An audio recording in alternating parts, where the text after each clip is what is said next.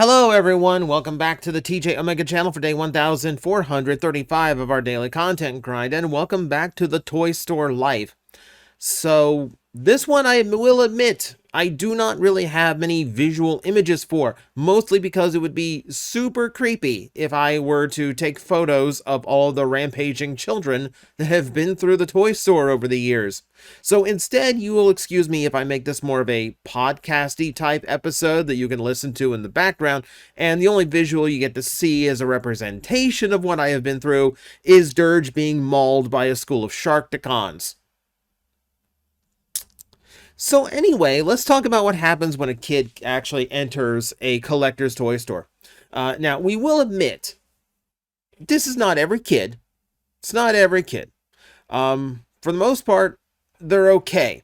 But it really is just a different matter because this is generally considered to be an adult's store, right? Like, teenager at the youngest, because we deal in nostalgia, we deal in sealed collectibles. So getting to have like a kid running through here, on the one hand, I do think it is a really important childhood experience to be able to just run rampant through a toy store, right? Like, you don't get this anymore. Like, the toy section at Target just isn't the same, you know? Like, if we're being real here, the toys section at Target or Walmart is probably bigger than this store, but just the idea that you are in a shop that is nothing but toys, that triggers something in a child's brain that just screams differently than, oh, I get to wander around the toy aisles while my parents are doing the real shopping. You know, this is significant. Like, this is the kind of store you don't realize exists. And without Toys R Us, it's very hard to have that experience anymore.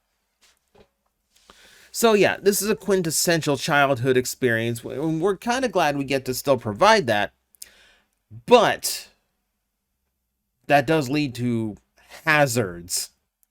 So I have talked in the past, like, there's a story I've mentioned more than once on this series. I will give you the very brief version of it. It always goes back to that kid at the mall store that was being completely unruly, was grabbing things and running around the shop with them. The mother, no control over them whatsoever, not even attempting it. And it's the last straw is him grabbing like $100 Spider-Man set and running out the door with it. And I'm like, ma'am, can you please keep your child from doing that? Oh, you do not tell a Karen how to raise their child. Oh my God, she kind of exploded on me. Got super angry, wanted the boss's name, wanted his phone number, absolutely reported me that day. Boss didn't care, by the way. He knows a Karen when he sees one, and he knows I'm not that person. Like, I don't want a kid damaging a $100 product. Like, that's not wrong of me. It's just not. And admittedly, that was at the mall. And that was at the mall where walk around traffic is going to bring in that kind of element.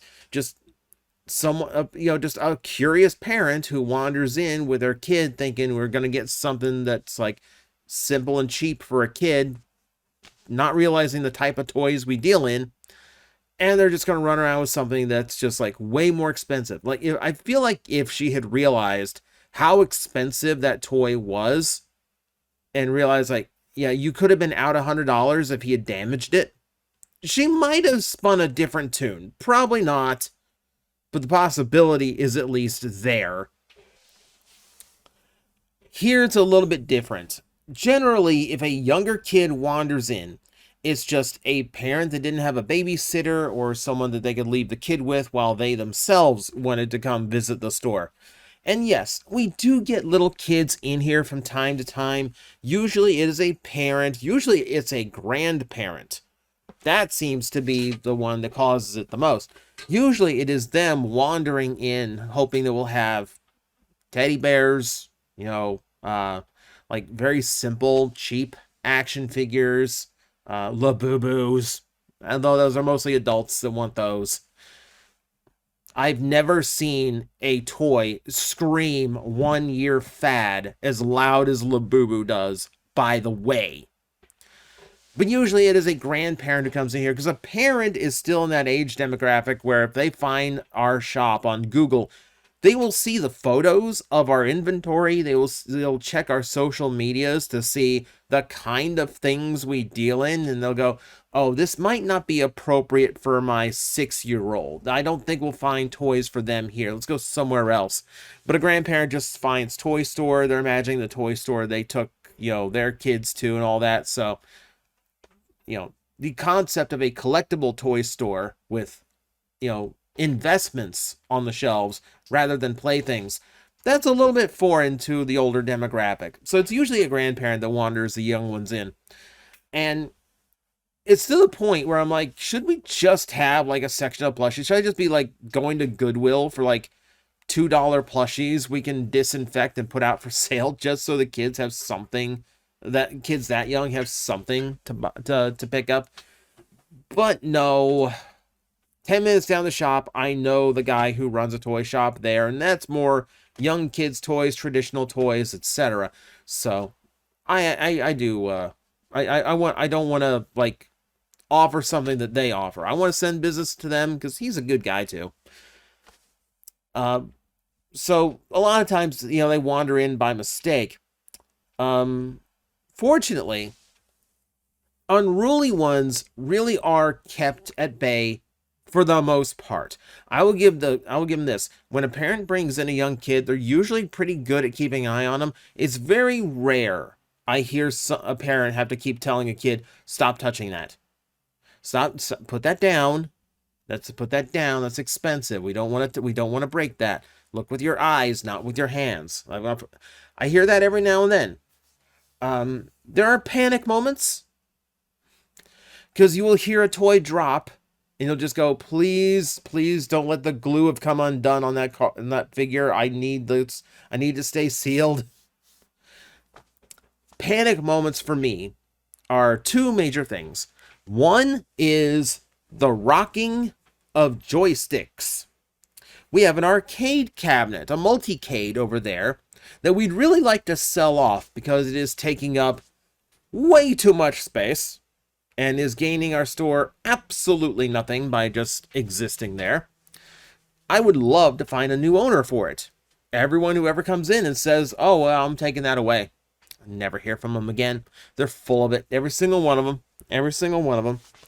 There's a lot of collectors who just see a thing at a toy store, at a collector shop that just never moves, and they just look at it every time. They just go like, "It's mine. I just haven't bought it yet." Like, to them, it is like their thing, and it just happens to be here, not their home. Kind of silly. Kind of silly. So, with that, we're trying to sell the machine. So last thing I want is some kid, like the sound of joysticks is a kid who has grabbed the sticks and is rocking them back and forth and leaning back on them, like pulling all their weight on the poor joysticks and smacking the buttons. Like smacking them, like you're kneading dough. Just bam, bam, bam, bam, bam, bam, bam. And that puts panic in me. It's an older multicade. It's one of those pre-made professional ones, like an actual company made it, not someone who built an emulator, someone who like actually had the license to actually distribute all the games that are pre-programmed into it. So it doesn't carry, so it carries a pretty big monetary value in that. And I can't sell it if the joysticks and the buttons are broken. So I put a sign on there that says, "Please do not touch." If a kid doesn't know how to read, but they're old enough to reach the controls, they will still do it. They will still try to wreck this machine. Fortunately, the sign does stop most of that from happening. It's actually much rarer that I see it these days. part of me actually is starting to wonder if I could just like 3D print a shield that I can just put on there and just keep them from touching the joysticks or smacking the buttons. Um, I'm genuinely thinking about that. I might take measurements before I leave today, now that I think about it. The other panic noise is the sound of a hand smacking glass. To my right, our sales counter is on a glass case. To my left, we have approximately 3 glass cases. You know what's behind said glass cases? Over here, it's our loose Transformers. Over there, it's our Pokemon cards. And a little kid that barely understands what glass is, just thinks like they just want to get at the cards. They just want to get at the toys. So I start hearing the glass smack, and I'm like, please. Oh my God, no. That's the panic. That's the panic. It's a delicate matter when you're handling someone else's kid in a toy shop.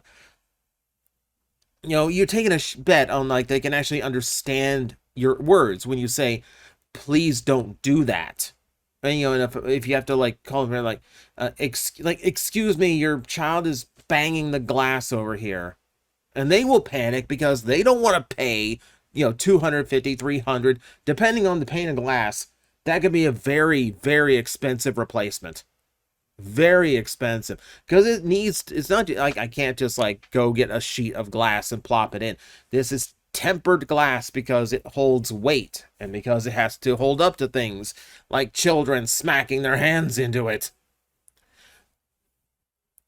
But the cost of like having to replace it is one thing. I'm more concerned about if that kid's hand gets sliced open. Oh my God, the lawsuit. Not that we would be at fault. They were negligent of their child, and we are just a retail establishment just like any other that has glass cases all over the place. You know, all I can do is be attentive and try to get the kid to stop doing it before anything goes wrong. But it's one of those that makes me like go into like immediate panic mode. No matter what I'm doing in the shop, if that's what I hear, if I hear that slap, everything stops. Because that slap has got to end immediately. Now, the fortunate thing here is that because it is a collector store, because if a little kid enters this store, is usually with a parent, a guardian, an older sibling, someone who's going to keep them entertained, someone who's going to keep them occupied. That's fine. I find that for me, dealing with children individually, if the kid's wandering around on their own, they generally behave better if you just communicate to them. They start like to actually like realize like this is just another person, you know, and like, you know, just like my parents or my siblings or something, they'll generally start to behave a little bit better. They'll like be a little bit more understanding, like this is somebody else's stuff, or just in general, they don't want to get in trouble. So yeah, like it's good to keep an eye on them, and it's good to just like communicate. I used to have magic tricks that were great at just like breaking the ice. Just like, hey, do you want to see me turn all these little Lego pieces into a Bulbasaur? And just close the lid on the serving tray and raise the lid, and ooh, Bulbasaur's in one piece now. It's way quicker than following the instructions. And that trick works most of the time. There are kids smart enough to notice the seam between the false base of the serving tray and the actual base of the serving tray. There's also kids smart enough to go, who the heck uses a serving tray anymore?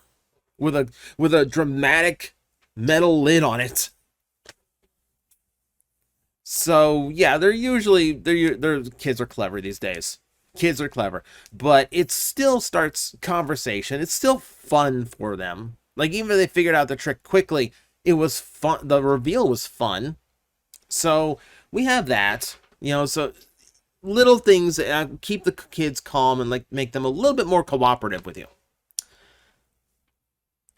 Some situations are out of your control. And that is the situation that spurred today's topic. So, I had a younger grandmother coming in with an older kid and a younger kid.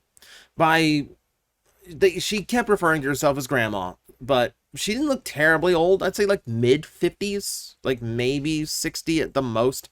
Like still full color hair, still like fully capable, all that. So youngish grandmother. The older kid, I don't know, like 13, 14. They weren't too little, maybe like 12 or 13.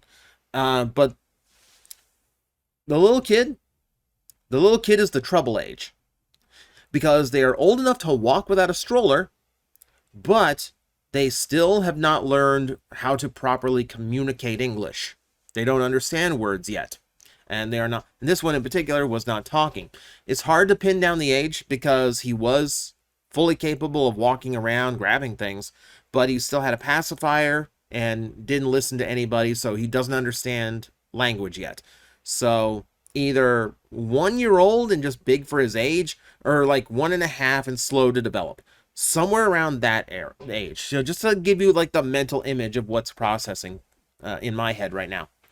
So, the grandmother is in for the big kid. Big kid wants Hulks. He wants Wolverines. He finds Hulks. He finds Wolverines. So he's happy, and I'm happy because it's a pretty decent sale. Kid had like good taste and picked up very nice things. But it was the little kid. The little kid was grabbing everything. Everything. And the grandmother is just like every like 30, like every like minute or every half minute just has this like, stop touching that, put that back, stop touching it, put that back. It's one of those situations where like I know I'm gonna have to go around the shop and just do cleanup duty afterwards, just repair the hurricane damage. So at one point, the grandmother, after like 5 to 10 minutes of this kid being completely out of control and not listening to a single thing the grandmother is saying, and still continuously trying to grab everything he saw that looked neat, for some reason, the grandmother left him unsupervised to come ask me a question. And as she is talking, we both hear a ripping noise. As she turns around, I look over. Somehow, this kid had managed to pull the top flap of a box open. And it is a Barbie toy car from the early 90s. It's like a $75 toy this kid just ripped open because grandma left him completely unsupervised. And everything comes to a halt when this happens because she doesn't know what's about to happen. And the truth be told, I don't know what's about to happen. Because this is not a situation that's really come up. I'm actually really happy we've gone so long without someone having like ripped open a package or damaged a package beyond salvaging. So kid pays for his stuff. He's great. Like, he dropped like $180 here. It's awesome. But I'm texting the owner, like I'm going over like in my head, like, what do I do with this? What do I do with this? What do I do with this? Because it's not destroyed. Like, none of the cardboard has been ripped. What he managed to do was break the old glue seal. Because guess what? A lot of reason why toys are very valuable today is because the packaging was not designed to hold up over 30 years. So tape dries out and cracks apart. Glue dries up and loses its adhesion. Things like that happen. Especially like toys where the packaging was more of like an afterthought. That was cheaper. So that's true. That's true of this big Barbie car.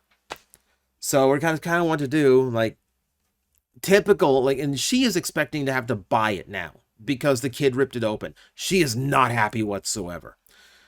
But I'm factoring in a few other things here. So like, if I leave it to the owner, he'd probably like sell it to her at a discount. She doesn't want this thing. She brought 2 boys in. She's not going to take a Barbie car home that she has nothing to do with. But she she gets angry essentially. It's like, can it be resealed? And like, no. Like, if I reseal it, it's still opened. Like, I'm still gonna lose money on the sale because of it. You know, like if someone opens it themselves and finds 2 glue seals, then they could turn that back and go like, okay, well, you've been like resealing this stuff, and I could be out the whole $75. So no, I can't just reseal it. So I don't know. Shizakov goes wandering around with the older kid. She's waiting for I'm waiting for the text from the boss, like, how do you want to do this? Like his solution is just sell it to her for like a discount and just say like, yeah, like we can't be held responsible for damage that incurs, the damage that customers or the children in the store do, like things like that. But I know 2 things. Number 1, that's just going to make her leave angry, which is going to risk negative reviews, which is going to risk our future potential sales. And I don't want that. So that leads to number 2. The kid spent $180. If he's happy with what he found here, he's going to come back when he saves up more of his allowance. So you know what? I don't want to lose that because Grandma doesn't want to go back to the toy shop that pissed her off. So I take the owner's solution and I modify it. And I tell her, okay, you don't have to buy the Barbie car. Because the box can technically be resealed, because the box itself isn't damaged, I can't put it back out as a sealed product, but I can put it out as an opened one. What I would ask is that you just cover the cost of the difference in price. I'll have to sell it for $50 now, so just pay me the $25. You don't have to leave with this. Everyone's learned a lesson for the day. And that calms her down. Here's the trick. Like when I mentioned during the course of this is not the owner's solution or policy. This is just something I'm doing so that it's more fair for you. And as soon as you say that you're going against what the owner suggested and told you to do, the anger flips. Because now she's not mad at me. She's mad at the situation, is what she's mad at. But now it becomes a concern. Because I'm going out of my way to keep her from having to buy the entire car. So that immediately flips her out. She immediately calms down, immediately asks, is that okay? You're not getting in trouble. Like, I'm sure it'll be fine. I will explain the whole thing. So let's just pay the difference, walk away. And that's what happened. Like, she walked away okay with everything. Like, I'm sure she's not happy being out to 25, but that's a small penalty for making a very huge mistake, which is leaving an unsupervised year to year and a half year old wandering around a toy store. In general, if you are taking a very young kid to a toy shop like this, it is my experience that they are very overstimulated in a shop like this, where literally every direction they look, it's more toys. So if they are old enough to walk around on their own, but they're not properly communicative, if they cannot like actually talk to you like an actual conversation, talk and understand, if they cannot understand your words, this is not the store to bring them to. They will get overstimulated. They will get too excited. They will not be able to hear you say, stop touching that. They won't know what you're talking about. They will just see toys, and they are too young to understand the difference between the toys they got at home and what the parents or the grandparents bring them to play with, and the stuff that's surrounding them at that moment. So leave them at home if you can, or if you do absolutely have to take a kid around that age range to a collector shop like this, do not let them out of your sight.